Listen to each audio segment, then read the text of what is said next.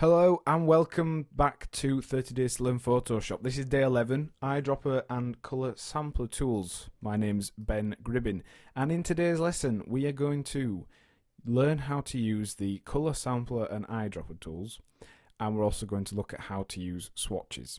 So let's go ahead and open up Photoshop. And we did mention briefly in our toolbar walkthrough about the colour palette options that we have down here. Let's just run through those so you know exactly what they do. So these two squares here represent the foreground and the background colour. By default they will be black and white, and you can actually revert at any point to the black and white default colours by pressing either D on your mouse. So if you go to change the colours, for example, let's just show you how that works. If we press D, it reverts to the foreground being black and the background being white. We can actually reverse between these two by pressing switch foreground colours and background colours, clicking that little arrow there, or you can press X to do that on the keyboard.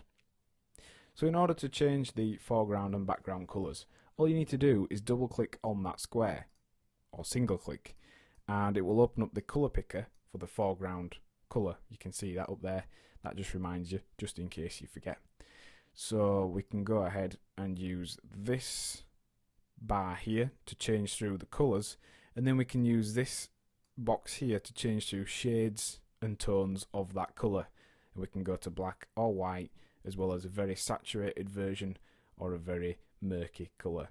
So that's just a kind of basic, almost a colour wheel, but it's a little bit more advanced. You can change the sort of colour layout if you wanted to do so.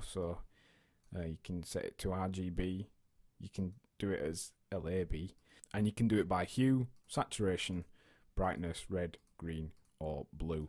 But the default is H because it allows you to get to all the different colours very quickly and very easily.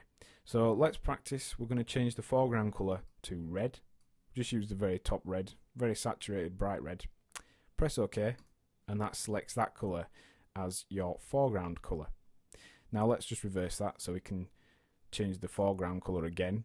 So let's this time change it to very bright purpley blue. So there you go. You can see we're switching between those very easily. And all you need to do is hit your brush tool, and it will actually now paint the foreground colour. So let's click, and that is the foreground colour. Let's reverse. That's the background colour. So that's how you use the foreground and background colour. It's just a way of being able to have two colours selected at the same time, and it does come in handy when using things like the gradient tool. So now the eyedropper tool, how does that work? Well, it works best when you're using photographs. So let's open up a photograph. Let's say, for example, we wanted to paint out all this patterning and noise and things on the back of this stamp. Well, in order to do that, we would select this area. I'm going to just do this very roughly. So we'll select this outline here. Let's just go to there, sorry. We're just going to do a rough outline of the bird. It's a little bit blurry anyway. So we selected that area. Now if we click on our brush tool, we can just confirm the size we're going to be painting in, etc. That's fine. If we click on the eyedropper tool, which is selected by pressing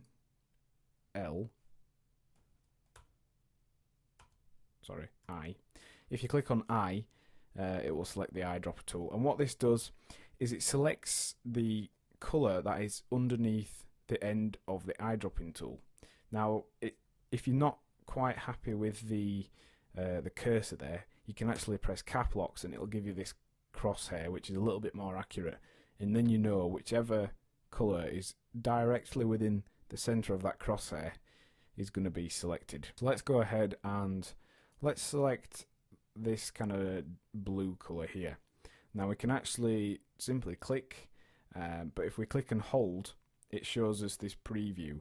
So the lower half of this circle is the colour that we have selected currently, and we can use this circle by holding down the button to actually try and match a colour to the colour we've got currently. So like there, it's barely changed, and also we can just use it for reference.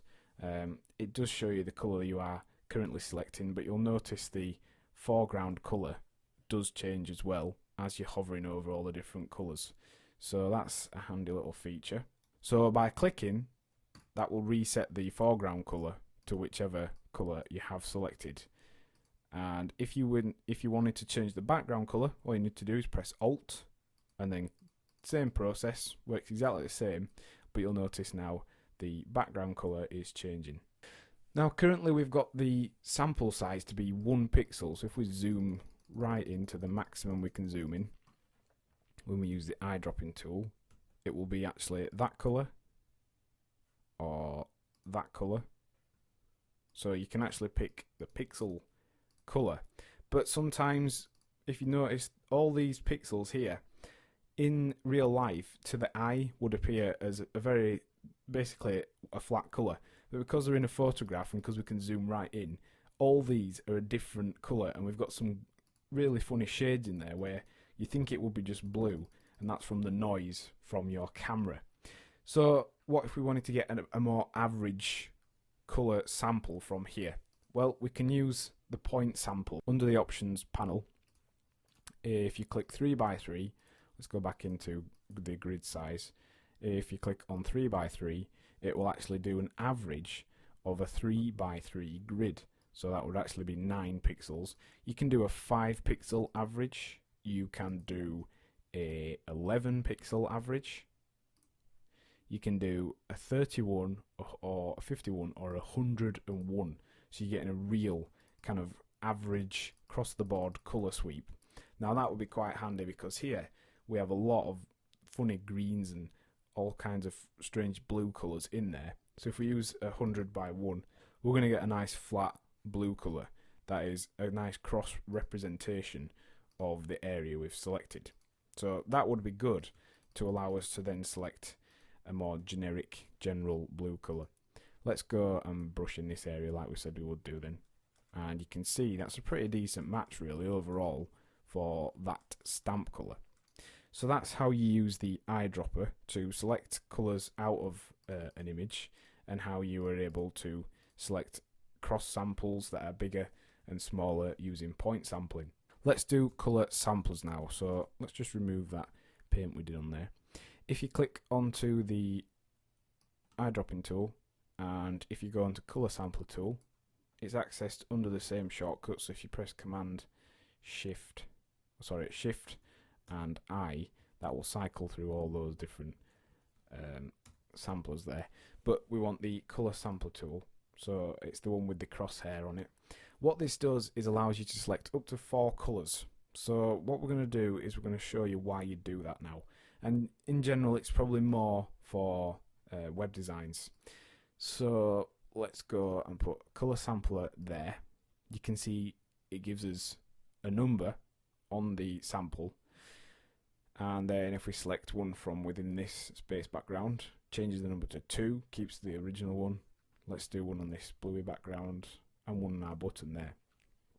You'll notice the info panel opened up automatically as we were adding those, and what it did was add these 4 colour samples here. So that's good because we can then use those, revert back to those in order to be able to tell what the colours are. So let's click on the colour sample tool, and if we right click on our colour sample, we can put it to all these different colour modes. We can work out all sorts of things based upon where this colour sample is. So we've got our colour samples laid in there. We've got the panel here. If we go onto the colour picker, what happens if we type in the codes we have here, RGB 205, 226 and 226, is it matches the colour exactly. So, 226, sorry. 226, and that is the exact colour we've pressed on our sampler. So that would give us basically the background colour of this web page, and that's essentially what the colour sampler is for. It's got the same sort of options as the eyedropping tool, so you can change the sample size. You can also change the precision. If you press caps locks or on or off, you can get the crosshair. Now, in order to save colours, you need to use the swatch panel, and this is over here. It's under the colour and styles group set. So we can actually add these colours to our swatch. Let's say we wanted to save the background colour of the website. If you just click on to this little button here, it creates a new swatch of the foreground colour. We could also then input the second one. So the second one is 122, 18 and 115. Essentially all this is the ingredients for a certain colour. So it's the amount of red, the amount of green and the amount of blue. It's a colour mode that is basically supported on screen and display and on the web.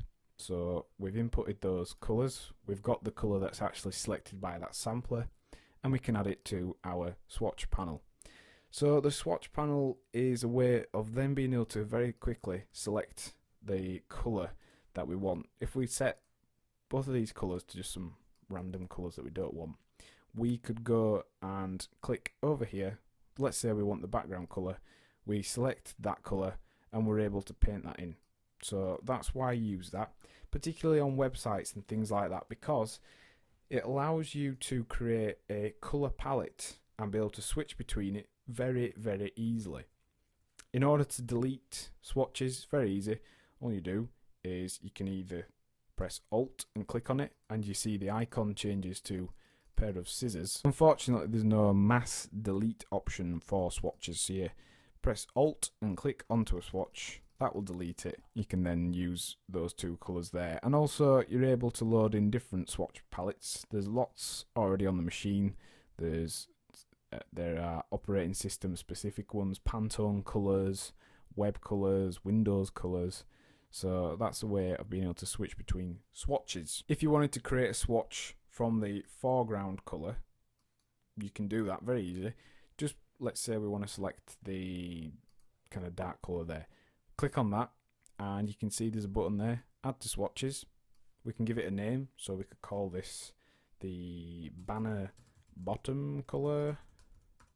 Press OK and you see it's just been added to the swatch panel. And also if you set your foreground colour to the colour you intend to add to your swatch panel, you can just hit this button here and it will add it very quickly for you. So what have we learned in today's lesson? Well, we've looked at how to use the eyedropper tool to set foreground and background colours, and also how to use the colour sampler as well as swatches. And your task for this lesson is to open an image with a bright blue sky, and then using an 11 by 11 point sample average, select the strongest blue shade and the lightest blue shade at either end of the sky, so you've got those as your foreground and background colours. Next time on 30 Days to Learn Photoshop, we'll be looking at the bucket and gradient tools. Thanks for listening.